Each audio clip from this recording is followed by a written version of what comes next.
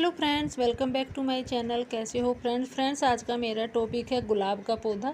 गुलाब के पौधे पे बहुत लोगों के फ्लावर नहीं आ रहे हैं, सूख रहे हैं, पत्तियां झुलस रही हैं धूप में और फ्लावरिंग तो बिल्कुल भी नहीं हो रही है। तो मैं आज ऐसे ही टॉपिक आपके साथ शेयर करूंगी, उसमें कौन सा फर्टिलाइज़र देना है और आप अपने पौधे को कैसे बचा सकते हैं इतनी तेज़ गर्मी में भी, और उस पर कितनी फ्लावरिंग कैसे ले सकते हैं, तो वही मैं आपके साथ शेयर करूँगी। तो कौन सा फर्टिलाइज़र देना है और आपके अपने पौधे को, अपने गुलाब के पौधे को कहाँ पे रखना है, वही मैं सब आपको बताऊंगी। तो बने रहिएगा मेरे साथ फ्रेंड्स। इतनी ज़्यादा गर्मी है, इतनी ज़्यादा गर्मी में इतनी सारी फ्लावरिंग है मेरे पौधे पे। मैं ज़्यादा से ज़्यादा जो मेरा किचन का फर्टिलाइज़र होता है वो होममेड होता है, मैं वही देती हूँ, वो ज़्यादा कुछ नहीं देती हूँ। ज़्यादा से ज़्यादा मैं इसमें गोबर की खाद बहुत ज़्यादा देती हूँ और जो किचन वेस्ट निकलता है, छिलके वगैरह होते हैं, उनकी खाद देती हूँ और बाकी का जो ऑर्गेनिक होता है वही देती हूँ। जो बाकी का केमिकल फर्टिलाइज़र होता है मार्केट का, वो मैं बिल्कुल भी नहीं देती हूँ। तो फ्रेंड्स, पहला तो टॉपिक है कि इतनी तेज़ गर्मी में आप अपने पौधे को कैसे बचाएं। इतनी तेज़ गर्मी में इसकी पत्तियां झुलस रही है, फ्लावरिंग भी नहीं आ रहे हैं। तो सबसे पहला काम क्या करना है आपको, पहले तो अपने पौधे को आपको छांव में रखना है, ज़्यादा तेज़ धूप में नहीं रखना है बिल्कुल भी। सुबह की धूप लगती है तो कोई नहीं, सुबह की धूप तो भले ही लग जाए लेकिन तेज़ धूप से बचाना है, क्योंकि इसका जो टेम्परेचर होता है फ्लावरिंग करने का वो बस 32 से 35 तक का ही होता है। और अभी तो हमारा टेम्परेचर कम से कम भी 40 के आसपास पहुंच चुका है। तो इसमें तो फ्लावरिंग बिल्कुल भी नहीं करता है। इस टाइम इसका ग्रोथ पीरियड भी नहीं होता है, ये सुप्त अवस्था में होता है, इसका डोरमेंसी पीरियड होता है, तो फ्लावरिंग बिल्कुल भी नहीं करता है। तो फ्रेंड्स, पहले तो आपको अपने पौधों को छाँव में रखना है, और अगर छाँव में नहीं रख सकते हैं, आप ऐसी जगह रखा है कि वहाँ से नहीं उठा सकते हैं, तो फिर इसकी आपको मल्चिंग करनी है। आप किसी भी चीज़ से मल्चिंग कर सकते हैं। इसकी जो राइसस होता है उससे भी कर सकते हैं, जो हमारे घर में भूसी वगैरह कुछ भी होते हैं उससे भी कर सकते हैं, प्याज की छिलक से भी कर सकते हैं, वो भी बहुत अच्छा होता है मल्चिंग करने का। और इसमें जो बाज़ार का फर्टिलाइज़र होता है वो तो बिल्कुल भी मत दीजिएगा, क्योंकि इस टाइम ये अपनी ग्रोथ भी रोके रखता है, फ्लावरिंग भी इतनी ज़्यादा नहीं करता है, क्योंकि अभी इस टाइम कीड़े भी लगने का डर रहता है, फंगस लगने का भी डर रहता है। और फिर क्या काम करना है आपको, जो आपके जो सूखे हुए पत्ते होते हैं वो हटा देने हैं अपने पौधे से। जो अभी धूप में झुलस रहे हैं पत्ते और कुछ कीड़ा लग जाता है, तो वो भी आपको चेक करके अपने पौधे से सारे पत्ते हटा देने हैं सूखे, क्योंकि वो सारे पत्तों को ख़राब कर देते हैं, एक पत्ता ख़राब हो जाए तो। और फिर क्या करना है आपको, अपने पौधे में गर्मी इतनी ज़्यादा तेज़ है तो उसमें दिन में सुबह के टाइम पानी देना है, रोज़ पानी देना है।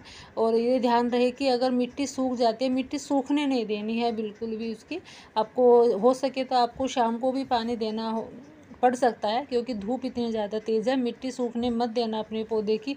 और सबसे बड़ी बात है, आपको ड्रेनेज का ध्यान रखना है उसमें, कि उसमें ड्रेनेज कितना बड़ा है, क्योंकि उसमें पानी नहीं रुकना चाहिए। इस टाइम में क्या होता है कि अगर उसमें पानी रुक जाता है तो उसकी जड़ें गल जाती है, और इस वजह से भी जो गुलाब का पौधा होता है वो ख़राब हो जाता है, नीचे से जड़ उसकी जो गल जाती है, उसमें फंगस लग जाती है, तो इस वजह से भी ख़राब हो जाता है।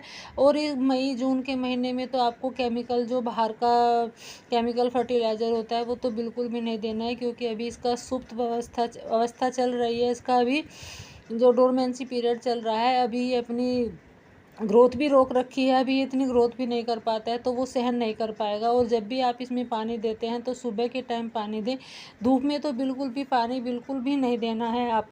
और अगर आप जब भी फर्टिलाइज़र देते हैं तो आपको इतना ध्यान रखना है, कम से कम 15-20 दिन का गैप होना चाहिए, 15-20 दिन के बाद ही उसमें फर्टिलाइज़र देना होता है। अगर आपने अब फर्टिलाइज़र दिया है इसमें, तो उसके 15-20 दिन के बाद ही आपको फर्टिलाइज़र देना है, क्योंकि ज़्यादा फर्टिलाइज़र देने से भी आपका पौधा ख़राब हो सकता है।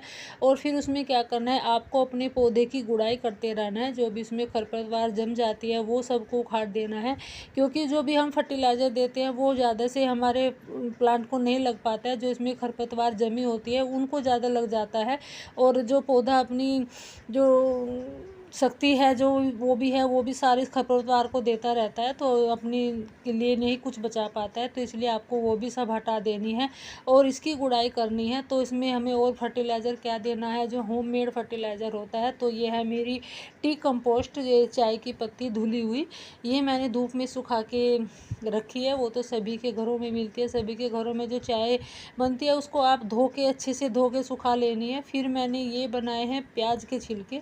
आप प्याज के छिलकों को सुखा के मिक्सी में ये पीस सकते हैं।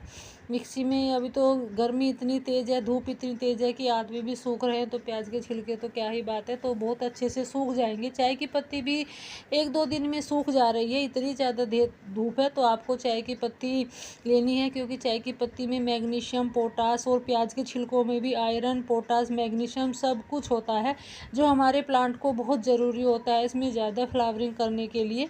तो आपको जब भी आप फर्टिलाइज़र दे, कोई भी फर्टिलाइज़र दे, आपको जड़ों में बिल्कुल भी नहीं डालना है, आपको उसके जड़ों के आसपास डालना है। और जब भी आप फर्टिलाइज़र डालें तो इतना तो डालना ही है कि उसको सारी मिट्टी में मिला देना है। तो मैंने यहाँ 2 चम्मच प्याज के छिलके डाले हैं एक प्लांट में, और 1 चम्मच मैंने डाली है इसमें चाय की पत्ती, क्योंकि चाय की पत्ती थोड़ी कम डालनी है। और आप प्याज के छिलके आप 2 चम्मच, वो आपको देखना है, आप अपने प्लांटर के अकॉर्डिंग के हिसाब भी डाल सकते हैं। आपका प्लांटर कितना बड़ा है, कितना छोटा है, तो उसके हिसाब से भी आप डाल सकते हैं।